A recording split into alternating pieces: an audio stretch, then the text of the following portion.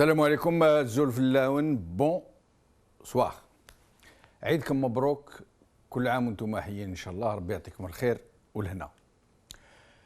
Le sujet d'aujourd'hui est le premier anniversaire du limogeage de Tawfiq. Ça fait 1 an que le cigare s'est éteint, pour reprendre une formule d'un fidèle de Tawfiq. Donc, premier anniversaire. Or, vous allez remarquer, quand on donnera les titres du top 3, que ceux sélectionnés pour l'occasion, les titres, ne reflètent vraiment pas le thème traité. Pourquoi? Juste parce qu'aucun journal, à notre connaissance, n'a évoqué cet événement majeur que fut le renvoi du général Tawfiq à ses foyers, dont nous commémorons aujourd'hui le premier anniversaire. Vous seriez tenté de me dire que c'est juste parce que c'est un non-événement et que Tawfiq n'est pas aussi important qu'il faille traiter à la une de son limogeage, comme si celui-ci était un tournant historique. C'est possible, c'est plausible de le prendre comme ça. Pour quiconque n'a pas su ce que DRS voulait dire, au moment où, pendant plus d'une vingtaine d'années, 25, cette pieuvre sécuritaire, tentaculaire, représentait le cœur battant du pouvoir, DRS, que les Algériens appelaient affectueusement Dar el-Ghul, dans les locaux duquel se concoctaient tous les coups tordus, ou presque, où se pratiquait systématiquement la torture, où étaient exécutés d'innombrables opposants, le DRS, qui avait des dossiers sur tout le monde, qui surveillait tout le monde, sans lequel personne ne pouvait être nommé, ni même se porter candidat à des élections, y compris aux présidentielles. Le DRS qui pouvait mettre fin aux fonctions de n'importe qui, enrichir qui il voulait, mettre sur la paille qui il voulait, voire même ôter la vie à qui il voulait.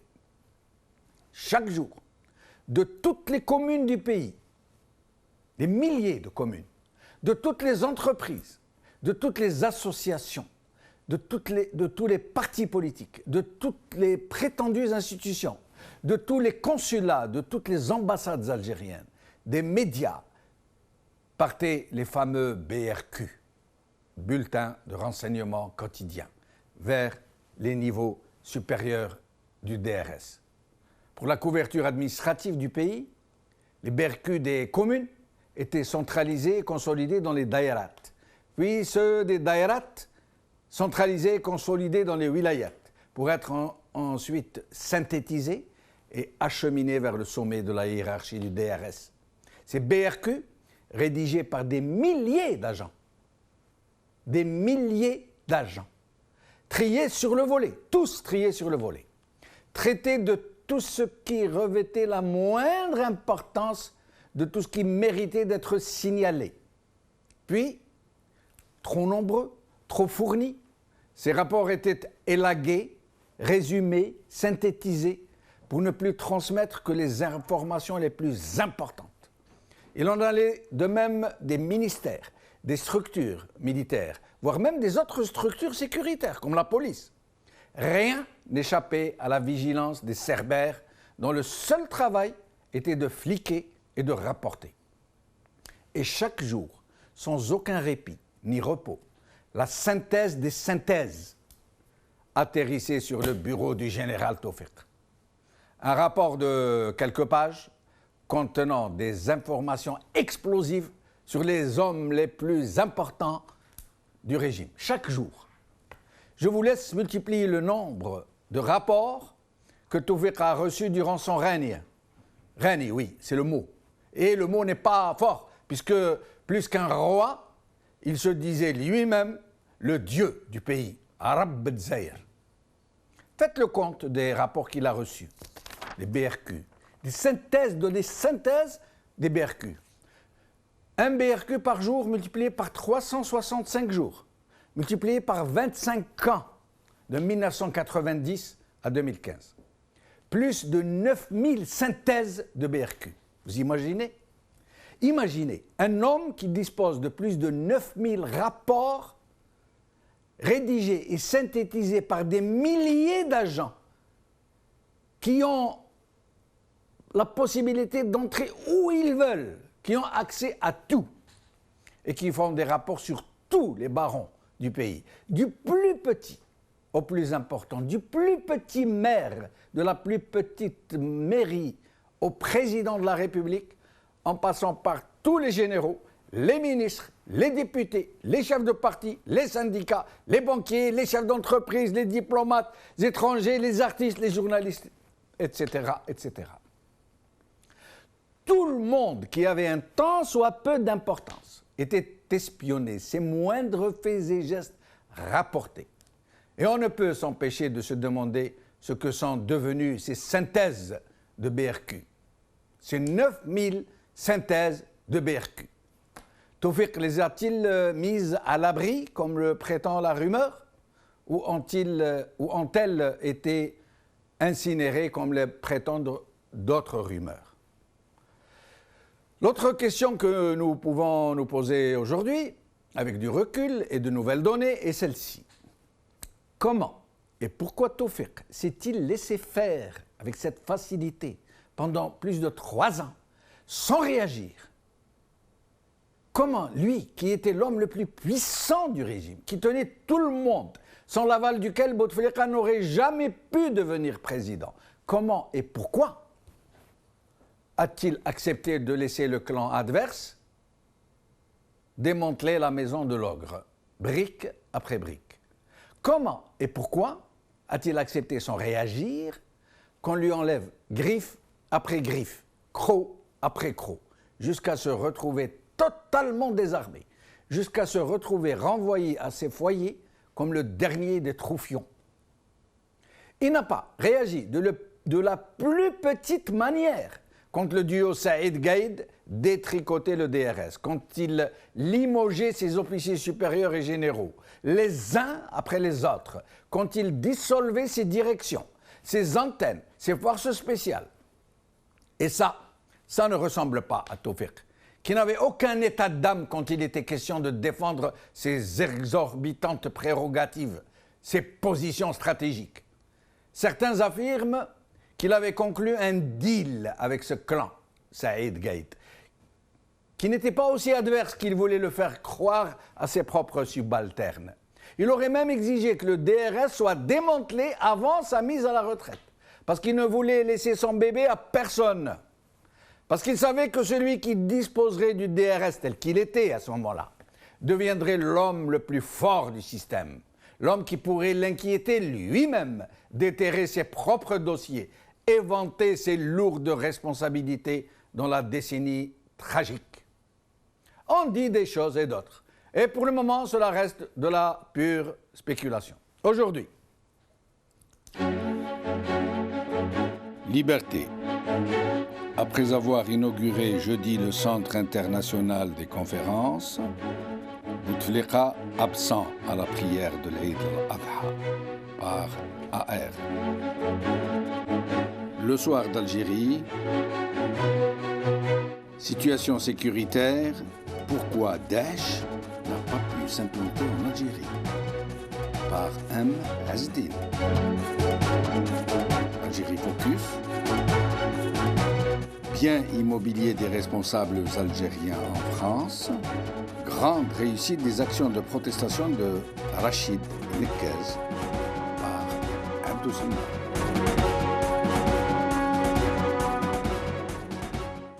avec nous aujourd'hui pour en parler, Brahim Younsi, président de l'UDM, Yahya Bounouar, journaliste, et Montassaro Batron, journaliste. Nous allons commencer par Yahya Bounouar parce qu'il nous a demandé de le libérer et je le remercie d'être avec nous.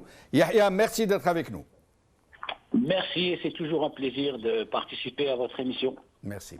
Alors Yahya, donc nous fêtons, si on peut dire ça comme ça, nous fêtons Nous devrions le fêter vraiment, mais malheureusement, les circonstances sont autrement plus différentes que celles que nous aurions voulu, n'est-ce pas? Et donc, nous fêtons l'anniversaire du limogeage et quasiment de la dissolution du DRS. Je ne partage pas tout à fait votre introduction. Le dieu de l'Algérie, comme il se nommait lui-même, a bien été limogé, mais l'appareil, lui, n'a pas été démembré. L'appareil est toujours présent et obéit maintenant à d'autres. L'appareil obéissait au général Toufik et il obéit maintenant au frère du président, Saïd Bouteflika, et surtout au général Tartag, criminel connu et reconnu, et qui est aujourd'hui conseiller du président de la République. Donc l'appareil est toujours là. Et cet appareil peut revenir à tout moment. Je vais vous donner quelques exemples. Premier exemple, la Russie, l'Union soviétique. Il y a eu la chute du mur de Berlin, le démantèlement de l'Union soviétique. Plusieurs pays ont quitté l'Union et on est passé du communisme total au libéralisme total. Et vous vous rappelez de la période Yeltsin. Mais Yeltsin, personne n'a touché à la police politique. Que s'est-il passé? Quelques années après, un officier de renseignement du KGB est redevenu président de la République, Poutine. Et ça fait 20 ans, 2 mandats, plus un mandat sous prête-nom de Medvedev, plus il est reparti pour 2 mandats. Donc, tant que l'appareil n'a pas été démantelé, ils vont revenir. Je donne un deuxième exemple, plus récent, d'Égypte, une révolution. Un dictateur tombe, et le peuple fait tomber un dictateur, mais ne démantèle pas le Haut Conseil militaire, parce que les frères musulmans ont été faire alliance avec les militaires contre les révolutionnaires libéraux de gauche qui avaient participé avec eux à la révolution. Conclusion, 2 années après, le président élu des frères musulmans, qu'on l'aime ou qu'on l'aime pas, élu, est renversé par un coup d'État. Troisième exemple, encore plus récent, la Turquie. Erdogan est au pouvoir depuis 15 ans. Mais pendant 15 ans, il n'a pas touché à l'État profond. Conclusion, il y a 1 mois, tentative de putsch. Heureusement que les Turcs sont sortis dans la rue et se sont battus à main nue contre les chars.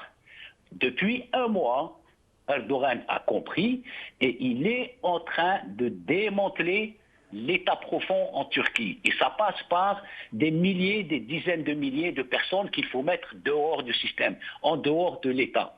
Mais Yahya, je me permets de vous interrompre. Justement, il s'avère que des centaines d'officiers supérieurs du DRS, dont beaucoup de généraux, des dizaines de généraux, ont été renvoyés à leur foyer.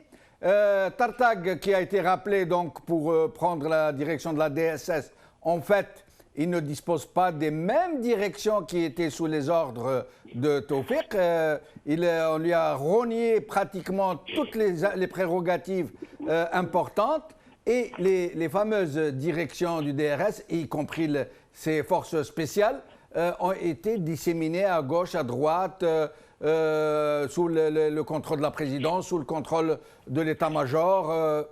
Ce n'est plus le DRS pur, dur, rassemblé en un seul noyau que nous avons toujours connu. Non, je ne parle pas du DRS, je parle de l'État profond. Le DRS... Oui, d'accord. Mais moi, je parle de ce qui a remplacé. Vous dites qu'il n'a pas été dissous, en quelque sorte, qu'il est toujours là. Non, moi, je vous dis qu'il est là, mais qui n'est plus aussi rassemblé qu'il l'était, avec des directions sous le commandement d'un seul cercle ou d'une seule personne, encore pire. Donc...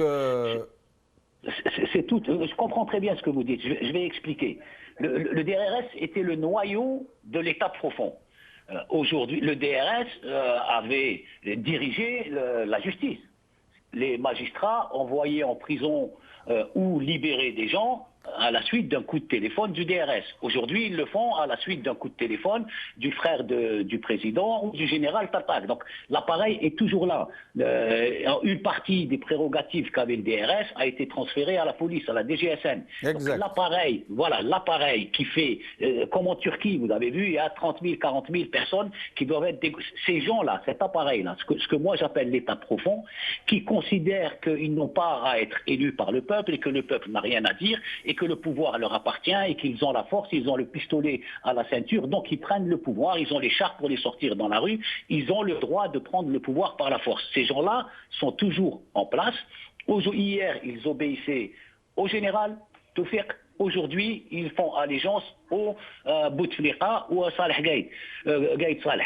Mais ils sont toujours en place. Il faut démanteler cet appareil profond qui, à tout moment, peut faire... Oui, mais Yahya, nous parlons de l'ex-DRS et nous parlons de l'actuel DSS. Ça veut dire, je sais que l'État profond, comme vous l'appelez, est toujours là, que l'État parallèle, l'État qui a le vrai pouvoir, pas celui des institutions de façade. Je sais qu'il existe, nous savons tous. Sauf qu'aujourd'hui, on a l'impression que non seulement il a changé de main, puisque le DRS a été profondément réaménagé et que ce DSS n'est qu'une coquille vide, vraisemblablement, vidé de toutes ses prérogatives les plus essentielles, vidé de toutes ses directions qui allaient très loin dans cet état profond dont vous nous parlez, mais en plus, on a l'impression que non seulement donc ça a changé de main, mais que ça a été profondément reconfiguré. C'est clair, ça a changé de main, c'est clair que ça a été reconfiguré, mais ça n'a pas été démantelé. Ils sont là. Je vous donner l'exemple de la Russie, de l'Union soviétique, quand même, complètement démantelée. Sauf la police politique n'a pas été démantelée. Quelques années après, c'est un officier de la police politique qui est au pouvoir. Le service de la structure militaire en Égypte n'a pas été démantelée. 2 ans après, elle a fait un coup d'État. Pareil, en Turquie, pendant 15 ans, Erdogan les a ménagés tout doucement. Ils lui ont fait un coup d'État ici. Aujourd'hui, là, il est en train de les démanteler. 30, 40, 50 000 chassés de l'État. Sinon, ils vont refaire et la prochaine fois, ils vont réussir le coup d'État. En Algérie, ça n'a pas été démantelé et ils se sont mis au service du puissant du jour, mais ils sont toujours là. Mais Tartag, Yahya, Tartag, si nous devions évaluer la puissance de Tartag par rapport, comparé à celle de Toufiq, qu'est-ce qu'il pèse, Tartag, dans l'équation? Écoutez, franchement, j'aime pas Toufiq, qui est un grand manipulateur et un grand criminel, qui a fait tuer des Algériens, on ne peut même plus les compter. Mais de mes investigations, on est en termes d'intelligence, on est de 1 à 100. Toufiq est trop intelligent par rapport à Tartag. Tartag est un petit criminel par rapport à Toufiq, qui lui, en plus d'être un criminel, était quelqu'un qui montait des plans, des coups à 4 ou 5 coups d'avance sur tout le monde. Il était en permanence en train de comploter. Donc Tartag n'aura jamais le pouvoir et la puissance de Toufiq, et c'est tant mieux. C'est tant mieux. Oui, c'est tant mieux parce que ceux qui ont le pouvoir, il est partagé aujourd'hui entre Tartag, entre le DGSN, le général Hamel, et surtout l'administration est en train de passer directement entre les mains de Saïd Bouteflika. Donc l'appareil, l'État profond, qui était dirigé par une seule personne, le général Toufiq, est aujourd'hui entre les mains du clan Bouteflika, mais dispatché en 3 ou 4 pôles, mais il est toujours là, et à partir du moment où il est toujours là, à tout moment, quelqu'un peut venir. Je vais vous donner un exemple. Quand il y avait la toute puissance du DRS, un magistrat, vous êtes en face de lui, il attend le coup de fil pour vous dire vous allez en prison, vous rentrez chez vous. Aujourd'hui, c'est le magistrat qui prend le téléphone et qui appelle « dites-moi qu'est-ce que je fais ?» Il appelle qui? Il appelle Tartag, il appelle le général Hamel, et sinon il appelle le clan de Saïd Bouteflika pour savoir s'il vous met en prison ou s'il vous libère. C'est devenu une culture. Au lieu de regarder la loi et de dire la loi vous dit vous avez un mois de prison et vous rentrez chez vous, ils prennent le téléphone et ils demandent les ordres.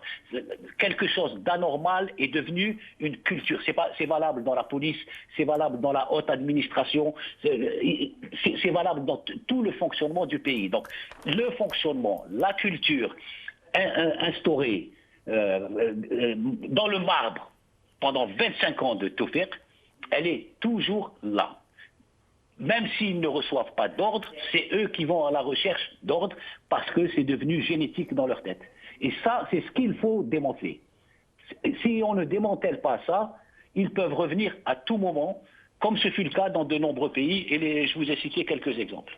Et tous ces officiers supérieurs du DRS qui étaient aux côtés des ministres, des ambassadeurs, des chefs d'unité militaire, tous ces colonels généralement et même des généraux qui ont été renvoyés chez eux. Non, pas tous, pas tous. Non, je parle de ceux qui ont été renvoyés chez eux, renvoyés à leur foyer, comme on dit en termes militaires.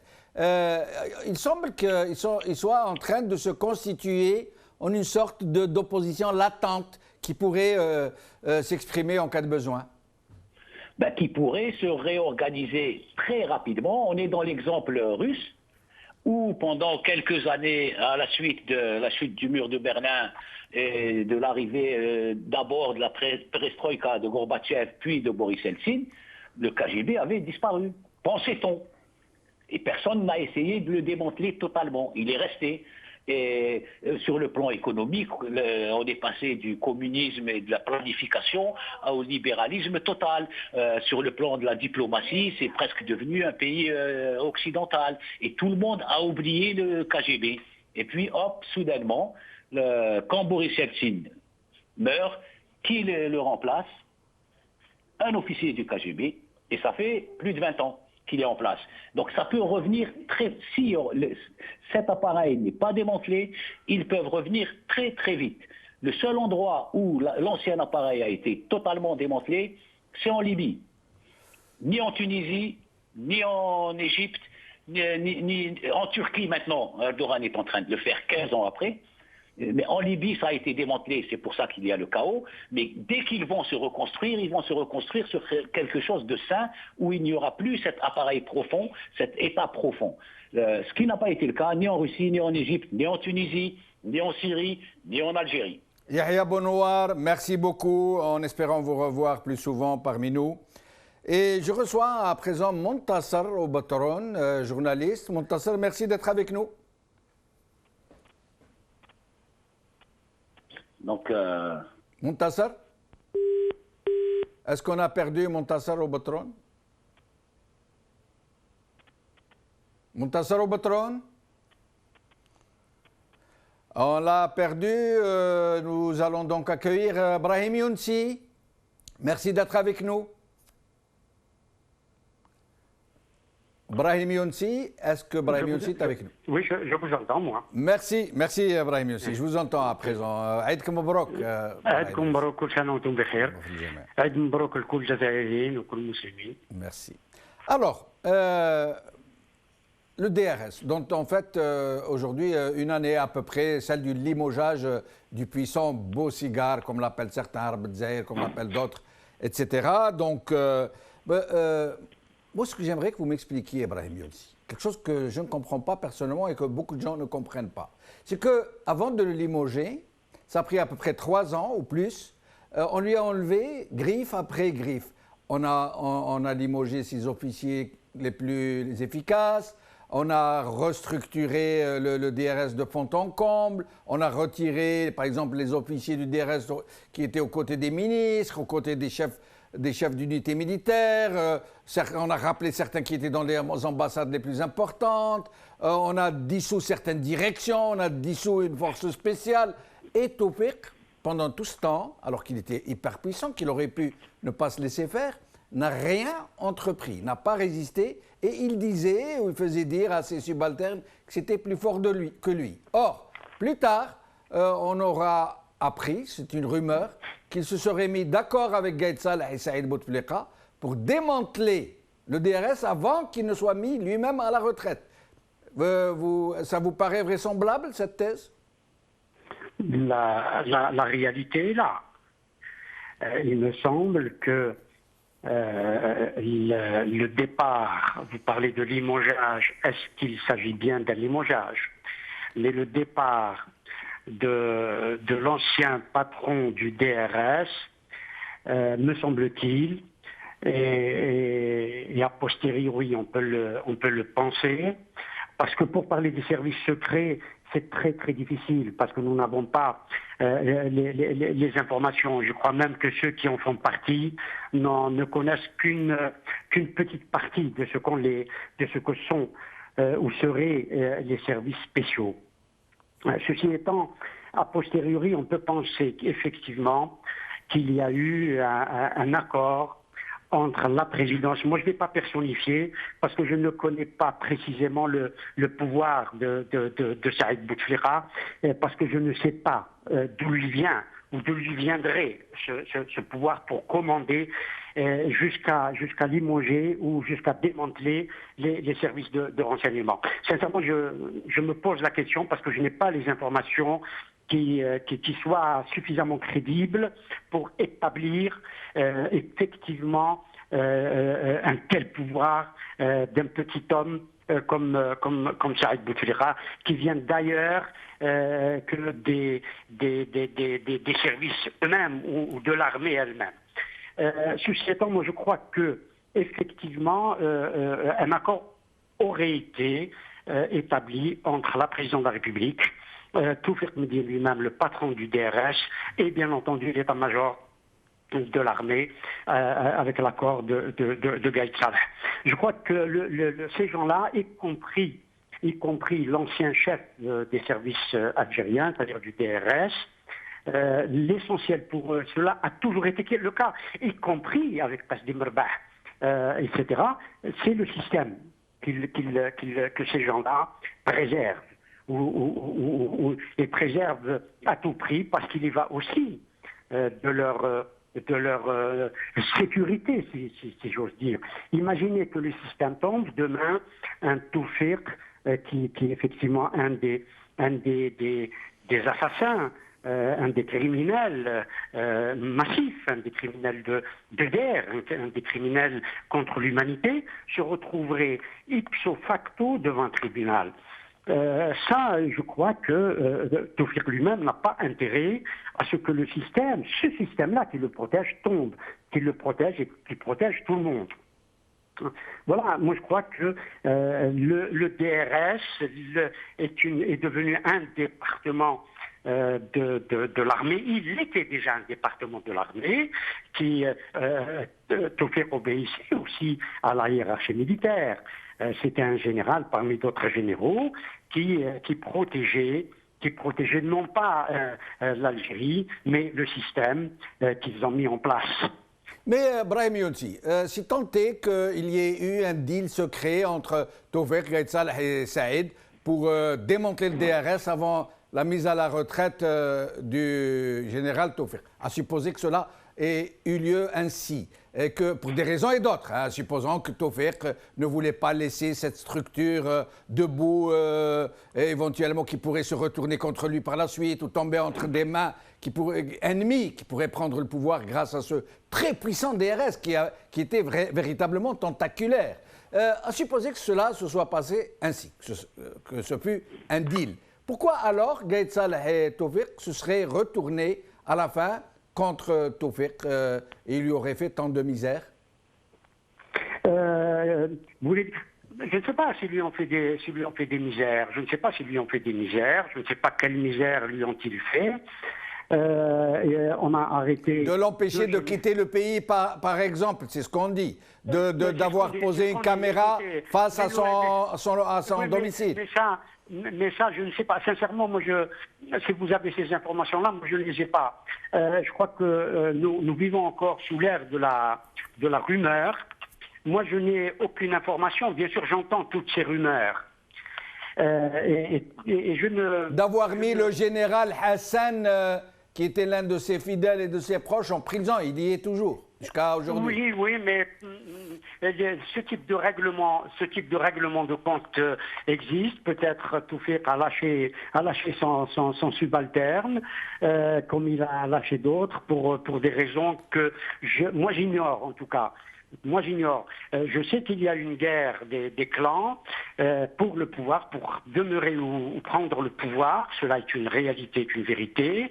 Mais je ne crois pas que ces clans-là iraient, et c'est le cas de Général Toufik, c'est la raison pour laquelle il se met en retrait et au garde à vous. Et je ne crois pas que ces clans travailleraient à la fin du système. Que ce soit les généraux qui déversent leur fiel aujourd'hui, alors qu'ils auraient pu le faire hier, que les généraux qui n'ont plus même le droit de s'exprimer, qui ne se rebellent pas d'ailleurs. Je ne crois pas que ces gens-là ont intérêt à ce que le système disparaisse. Moi, je crois que c'est ça la raison fondamentale et la raison principale de l'alignement, si j'ose dire, en tout cas du pouce dans la ceinture. Voilà. Restez avec nous, Brahim Younsi. Restez avec nous. Je reviens à vous dans un instant. Montassar Obatron, merci d'être avec nous. Eid Mabrouk. Eid Mabrouk, bonsoir. Bonsoir. Montassar Obatron, est-ce que vous croyez à cette hypothèse qui circule dans les milieux les plus autorisés, je rappelle les plus initiés, qui consisterait en un deal secret, très secret, entre Toufik, Gaïtsal et Saïd pour démanteler le DRS. Ça veut dire que Toufik laisserait faire le démantèlement petit à petit pendant 2 ou 3 ans et qu'à la fin, lorsqu'il n'y aurait plus rien, que le DRS deviendrait une coquille vide, sans presque plus aucune prérogative, sans plus aucune tentacule, alors là, il serait mis à la retraite, il partirait par la grande porte. Est-ce que vous y croyez? C'est-à-dire, je ne sais pas si le deal était exactement entre Gaïd Salah et Saïd Bouteflika et Toufik, mais ce qui est sûr, c'est que ce qui s'est passé à 80%, c'est Toufik. C'est Toufik on parle de lui comme une légende jusqu'à aujourd'hui. Dès qu'il y a quelque chose, on parle de la main de Toufik, même quand il est absent. C'est-à-dire cette force, cette intelligence, cette capacité de faire ne peut pas, c'est-à-dire subir comme on le présente. Que Toufik a été limogé comme ça. On sait déjà que Toufik n'avait plus de prérogatives quand il a été limogé. Il était déjà, d'ailleurs, beaucoup de gens se posaient des questions. Comment se fait-il que telle direction soit dissoute? Comment se fait-il que telle direction soit arrachée, notamment celle du crime économique, celle du GIZ? Donc on avait affaire à un responsable que, théoriquement, il est responsable, mais il n'avait pouvoir sur pratiquement rien. Donc son limogeage a été une sorte de coup de fil. Même lui, il avait entendu en retard. Mais les idées ont été jetées. Et je pense que ces idées ont été jetées avec son accord. Justement, mais pourquoi, Montassar Obatron, effectivement, au moment où il est parti, à la fin de la purge, si on peut l'appeler comme ça, il n'avait plus aucune prérogative pratiquement. Il a été vidé de toute sa force. Mais pourquoi a-t-il accepté? Quel est son intérêt dans cette histoire, alors qu'il disait à tous ses subalternes que lui aussi était une victime, comme eux, qu'il a été purgé lui aussi comme les autres? Pourquoi a-t-il été complice de ceux qui ont démantelé le DRS, à votre avis? Déjà, avant son limogeage, on sait l'attaque qu'il avait reçue. C'était une première de la part de Saïden. Oui. Qui est une fabrication aussi de Toufik, c'est son itinéraire, comment il est venu avec l'UGTA. Et après, c'était des gens qui se sont attaqués à Toufik. On peut voir aussi la fameuse télévision noire. C'est des gens qui ont été fabriqués carrément par cette institution et notamment par Toufik. et maintenant qui s'affichent comme étant des gens qui dénoncent le DRS, qui dénoncent les officiers, qui dénoncent Toufir, qui dénoncent Arabe, Général Hassan, mais au fond, c'était leur création. Montassar Boutron, certaines sources affirment, sous toute réserve, moi je vends ce qu'on m'a vendu, hein. Certaines sources affirment que le deal marchait très bien entre Toufik, Gaïd Salah et Saïd, jusqu'à ce que Toufik rompe un désaccord du deal. On ne sait pas lequel. C'est Toufik qui aurait commencé par rompre un désaccord secret et que c'est à ce moment-là que Saadani a été lâché contre lui et que le deal a été rompu et qu'à partir de ce moment-là, l'accord a été cassé et que chacun... Et comme Toufik était devenu très faible à ce moment-là, qu'il n'avait plus rien entre les mains et que le camp adverse avait tout, donc il a été renvoyé à ses foyers de la façon la plus humiliante qui soit.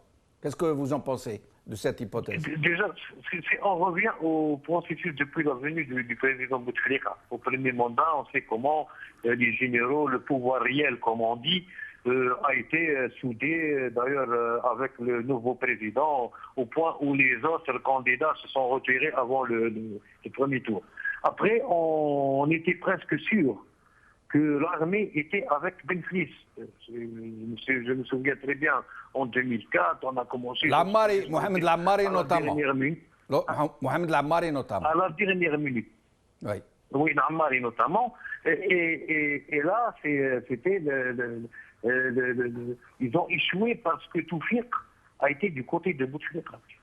Oui. Toufik aussi a été l'artisan de l'élection au troisième mandat de Bouteflika. Comme vous savez, un mandat que beaucoup pensent qu'il était anticonstitutionnel.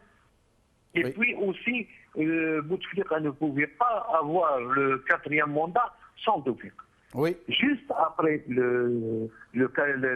son élection, enfin entre guillemets son élection, c'est-à-dire je dirais plus le bourrage des urnes par le DRS pour le quatrième mandat, comme tous les autres aussi.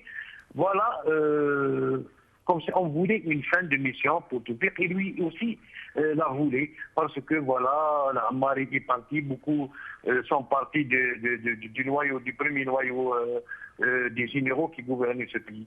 Aujourd'hui, on a vu après ces coups de feu de la résidence de Zeralda, et après ça, donc le procès s'est accéléré. Dont certains disent que c'est... Dont certains, cette histoire d'attentat de Zeralda, certains disent que ça a été monté par le propre clan présidentiel pour pouvoir accélérer le processus de purge, de liquidation du DRS. C'est possible, mais on a une télévision en Algérie qui s'appelle Nahar, dont le directeur général s'affiche, il dit, carrément, il le dit comme étant très informé, que voilà, c'est Toufik c'était une tentative pour tuer le président de la République, un coup d'État, et ben voilà, et il paraît que selon lui, selon ses sources, c'est grâce au service secret américain que les choses... Que le complot a été déjoué. Oui. Et ça n'a pas été démenti ni par la présidence, ni par Toufik. Ce qu'a dit le directeur de Nahar. Aujourd'hui, justement, on veut nous faire croire que le système a changé, qu'avec le départ du général Toufik, on assiste à un état civil qui est différent. D'ailleurs, moi-même, j'étais présent sur un plateau de télévision, j'étais étonné de voir la présentation du 20 août 55. Quand on parlait de la primauté du politique sur le militaire, ils nous ont montré Gaïd Salah, ils nous ont montré Saïdani qui parlait de la poulpe ou de la pieuvre, un cabout, et ils ont dit que voilà, justement, aujourd'hui, la devise du congrès de la Sommam, à savoir la primauté du politique sur le militaire, j'étais obligé de dire arrêtez. On ne parlait pas de militaires comme institution militaire comme aujourd'hui, tous étaient révolutionnaires. Mais on voit comment on procède d'une manière vulgaire à une instrumentalisation de l'histoire à dessous, juste pour légitimer des conneries, leur donner Alors tout le monde sait qu'en 56, on n'avait pas d'armée au sens classique, on n'avait pas d'État. C'était des militants en armes. Et voilà justement J'étais obligé de leur dire, vous voulez nous faire croire que depuis 1962, c'est l'armée qui choisit le président. Et maintenant, comme le général Toufik Medine est parti, voilà, tout a changé. Alors dites-nous qui va choisir le prochain président. Montasseur Botron, je reviens à vous dans un moment. Il ne nous reste plus beaucoup de temps, donc je reviendrai à vous en vous demandant d'avoir des réponses vraiment lapidaires pour vous demander de nous expliquer deux choses. Est-ce qu'il y a toujours ces fameuses enquêtes d'habilitation et est-ce que ce que sont devenues ces fameuses synthèses des BRQ qui étaient entre les mains de Toufik, 9000 synthèses à peu près, des synthèses explosives qui contiennent des informations sur tout le monde. Je reviens à vous dans un moment. Brahim Younsi, j'aimerais que vous me parliez un peu de ces gens dans le milieu politique, si on peut appeler ceci comme cela, qui presque tous mangeaient dans la main de Toufik, au sens vrai du terme. Ils lui mangeaient dans la main. Et certains passaient des mois à attendre un rendez-vous, ils faisaient antichambre, ils faisaient intervenir des relations pour obtenir un rendez-vous de 10 minutes. Et presque tous se sont retournés contre Toufik. C'est à qui lui tombera le plus à bras raccourcis, qui lui tombera dessus à bras raccourcis. Ben oui, c'est comme ça. C'est comme ça, ce sont des gens qui ont mangé effectivement dans sa main, mais on ne mangeait pas que dans la main de Toufik. Il y en a beaucoup qui aujourd'hui sont devenus de grands opposants, et on les prend pour de grands opposants, qui ont été fabriqués par le DRS. D'autres ont été imposés ou aller à chaque élection faire la queue au ministère de la Défense pour voir un tel ou un tel, pour essayer d'avoir des agréments nécessaires et les sièges, se battre pour leur quota de sièges, etc. Y compris des candidats à la présidence de la République, et j'en sais quelque chose. Ouais. Attendez le feu vert des Tagarins ou de Toufik pour pouvoir y aller. Demander même des assurances à l'ancien président de la République, par exemple, Biyamin Zerwal, qui était lui-même général, ou à Toufik, ou à Mohamed Ammari, et par la suite à son successeur. Voilà, les mœurs à la fois militaire et politique de notre pays. Tout cela participe d'un système. Moi, je crois qu'il y a...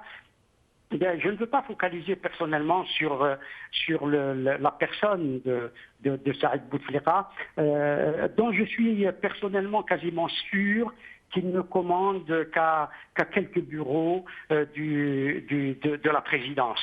Parce qu'il en a cette prérogative. Comme conseiller spécial de son frère, je ne lui accorde sincèrement très peu de pouvoir. Je ne crois pas qu'il soit le Deus ex machina. Je ne le crois pas. Je crois que le pouvoir reste fondamentalement entre les mains de l'état-major, entre les mains des services de renseignement, avec ou sans Toufik, parce qu'il y a encore des services de renseignement. Le système tel qu'il est, le système des services tel qu'il était demeure, en dépit du démantèlement de telle ou telle direction, et vous savez très bien, on démantèle une direction par-ci, on la reconstitue, y compris de façon clandestine. Et c'est ça qui fait peur dans notre pays, c'est qu'il y a des institutions, si j'ose dire, entre guillemets, qui sont clandestines, qui sont vraiment secrètes. Je ne parle pas, comme disait un de vos invités tout à l'heure, parce que je ne me souviens pas du nom, de l'État profond et de l'État Yahya Bounouar. Yahya Bounouar, qui ne comporte pas simplement cette catégorie-là de militaires, etc. Les anciens moudjahidines sont un État profond. Les anciens moudjahidines, par exemple, sont un État profond, ou ce que l'on appelle les anciens moudjahidines sont un État profond. Vous avez les falanistes, vous avez l'État profond que constituent les Yassib Saadi, les Zohra Brif et d'autres qui se constituent pour demander sans condition le départ d'un secrétaire général du FLN. Que ce secrétaire général soit véritablement élu par le comité central ou par le Congrès, voilà des gens qui demandent son départ sans condition. Comme s'ils étaient les patrons du FLN et les patrons de l'Algérie pour demander le départ de qui que ce soit. Voilà un état profond. C'est-à-dire que nous ne sommes pas dans des mœurs démocratiques, dans des mœurs de transparence pour pouvoir analyser concrètement vraiment la situation. Moi, beaucoup n'en savent rien et en disent beaucoup. Donc ça trompe. Les rumeurs nous trompent tous. Je pense, en tout cas, moi, j'essaye de ne pas me laisser tromper par des rumeurs que je ne contrôle pas, que je ne maîtrise pas, et qui ne rentrent pas dans l'ordre du raisonnable tel qu'il existe chez nous. Les services spéciaux algériens, les services secrets algériens sont toujours là, et les services spéciaux algériens sont entre les mains de criminels comme Tartag, qui devient le chef des services. Il n'est pas que conseiller du président de la République, c'est le patron en titre des services de renseignement, et il agit comme tel. Il continue à mailler, en dépit de tout ce qui a été dit, à mailler toute la société, parce qu'il y a des risques de déstabilisation du pays. Les services de renseignement font entre guillemets leur travail, y compris le sale travail. Le sale travail continue. Merci Brahim Younsi, merci beaucoup, en espérant vous revoir bientôt dans nos autres émissions. Et je reviens à Montassar Oboutron. Montassar Oboutron, d'abord, est-ce que les fameuses enquêtes d'habilitation, celles qui figuraient à la gauche dans le parapheur du président, la fameuse fiche bleue, je crois qu'on l'appelle comme ça, à côté du décret. C'est-à-dire le président ne pouvait signer le décret de nomination que si à gauche, il y avait l'enquête d'habilitation délivrée par le DRS, qui revient à dire que c'était le DRS qui nommait les hauts commis de l'État. Est-ce qu'elle existe toujours, cette fameuse enquête d'habilitation? Oui, bien sûr, le DRS ou les services qui présentaient justement des enquêtes, surtout pour tous les candidats pour les postes sensibles. Je pense que d'abord, c'est-à-dire justement avant la mise à la retraite du Mohamed Medine et la récupération de Tartag, on sait bien que justement, Tartag a été limogé par le président de la République. Et à l'époque, c'est-à-dire c'était le bras droit de Toufik. Et tout le monde, maintenant, on parle de vengeance. Parce qu'en fin de compte, justement, parce que c'est Toufik qui a ordonné, en fin de compte, lors du départ de Tartag, voilà que Toufik est parti, et c'est Tartag qui repêché. Et beaucoup disent, bien sûr, on n'a pas, c'est-à-dire assez de preuves pour confirmer que justement tout le travail, pourquoi ça a attendu le départ de Toufik, c'était pour récupérer justement certains dossiers clés, je pense parmi eux, ces fiches et ces notes sur les personnes. Je crois que sa mise à la retraite est venue justement après la mise, quand ils ont mis la main sur ces dossiers. D'un autre côté, quand on entend un général comme Belhadid qui a fait de la prison, il nous a donné un signe très révélateur pour dire qu'en fin de compte, Bouteflika, depuis, c'est-à-dire avant sa maladie, depuis qu'il est venu, il est arrivé, il a réussi à corrompre une grande partie de l'état-major et les avoir corrompus, donc il leur ferme la gueule. C'est pour ça que beaucoup de gens ne comprennent pas comment suit-il qu'un Saïd ou un moins que Saïd puisse justement acquérir et diriger ce pouvoir. Et la grande armée qui décidait, qui faisait l'état-major, qui faisait la nuit et le beau temps, aujourd'hui est devenu relativement faible et est dirigé à coup de créer. On parle aujourd'hui d'un même processus qui a été entamé pour limoger Medine, qui se prépare pour Gaïd Salah, parce que Gaïd Salah, en fin de compte, c'est pratiquement avec un président malade qui ne peut pas prendre des décisions. Légalement, voilà, c'est lui le Et ce sera l'occasion d'une prochaine émission, Inch'Allah. Je suis obligé de vous interrompre, Montassar Oboutron, puisque nous sommes arrivés à la fin de l'émission. et que je ne pourrai pas vous poser la deuxième question, très très importante, j'espère qu'on aura l'occasion de la poser une autre fois. Que sont devenues les synthèses des BRQ? Les synthèses sont les rapports finaux, synthétisés, résumés de tous les BRQ qui sont émis par le DRS de l'époque et qui atterrissaient sur le bureau de Tawfiq, une dizaine ou une quinzaine de pages, je ne sais pas, et dans lesquelles il y avait les explosions, les informations les plus explosives de la journée d'hier, faites par des milliers d'agents du DRS sur tous les barons du régime, et on ne sait pas ce que sont devenus ces 9000 ou plus synthèses de BRQ qui sont tous en version papier, qui étaient sous la garde de Tawfiq lui-même dans un bâtiment, semble-t-il, d'archives hyper protégé, et on ne sait pas ce qu'elles sont devenues. Ce serait intéressant de le savoir. Salam alaikum, bqaw ala khair, b'salama.